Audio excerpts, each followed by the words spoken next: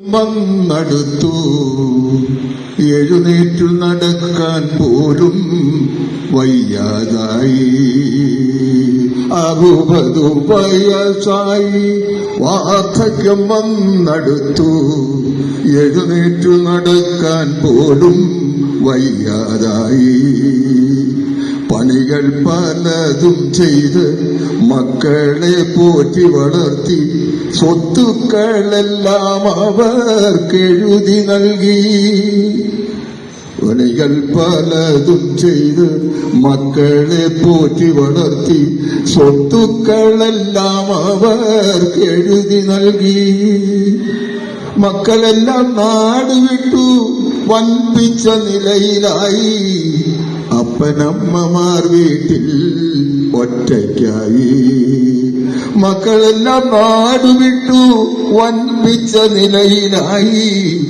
അച്ഛനമ്മമാർ വീട്ടിൽ ഒറ്റയ്ക്കായി. 60 വയസ്സായി വാർദ്ധക്യം വന്നടുത്തു എഴുന്നേറ്റു നടക്കാൻ പോലും വയ്യാതായി.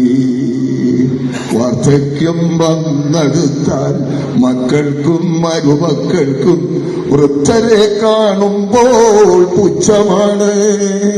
വാർദ്ധക്യം വന്നെടുത്താൽ മക്കൾക്കും മരുമക്കൾക്കും വൃദ്ധരെ കാണുമ്പോൾ പുച്ഛമാണ്. കിളവരെന്നും കിളവിയെന്നും നാമനിർദ്ദേശം ചെയ്യും. പിന്നത്തെ വീടിയൊക്കെ അപ്രകാരം. കിളവനെന്നും കിളവിയെന്നും നാമനിർദ്ദേശം ചെയ്യും. പിന്നത്തെ വീളിയൊക്കെ അപ്രകാരം. 60 വയസ്സായി വാർദ്ധക്യം വന്നടുത്തു എഴുന്നേറ്റു നടക്കാൻ പോലും വയ്യാതായി. മുക്കാലിൽ നടക്കുന്ന വൃദ്ധനെ കാണുമ്പോൾ അച്ഛാന്ന് വിളിക്കാൻ പോലും നാണം തോന്നുന്നു. മുക്കാലിൽ നടക്കുന്ന വൃദ്ധനെ കാണുമ്പോൾ അച്ഛാന്ന് വിളിക്കാൻ പോലും നാണം തോന്നുന്നു. എന്തു പറഞ്ഞാലും ഏതു പറഞ്ഞാലും കോപത്തോടാണ് അവരുടെ പ്രതികരണം.